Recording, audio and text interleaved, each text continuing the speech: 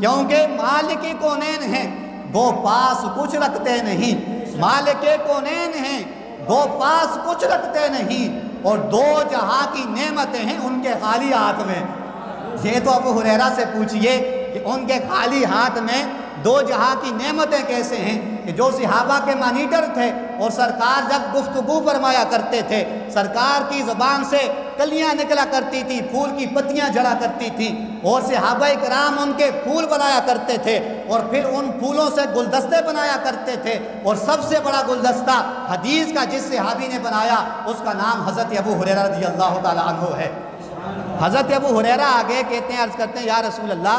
صلی اللہ علیہ وسلم، میں سنتا ہوں آپ کی بارگاہ میں بیٹھا رہتا ہوں، لیکن مجھے کوئی چیز یاد نہیں رہتی، حافظہ کمزور ہے، میں بھول جاتا ہوں۔ اب جو خالی ہاتھ اعلیٰ حضرت نے فرمایا ہے کہ دو جہاں کی نعمتیں ہیں ان کے خالی ہاتھ میں، تو آپ نے فرمایا کہ اپنی چادر نیچے زمین پر بچھاؤ۔ سرکار نے اپنے خالی ہاتھ یوں اس کی چادر پر، آپ کی چادر پر رکھے اور کہا ابو ہریرہ اس کو اپنے سینے کے ساتھ لگا لے۔ ابو ہریرہ فرماتے ہیں پہلے کوئی بات سنتا تھا یاد نہیں رہتی تھی، سرکار کی چادر سینے سے لگائی، اب سنتا ہوں زندگی پر بھولتی ہی نہیں ہے۔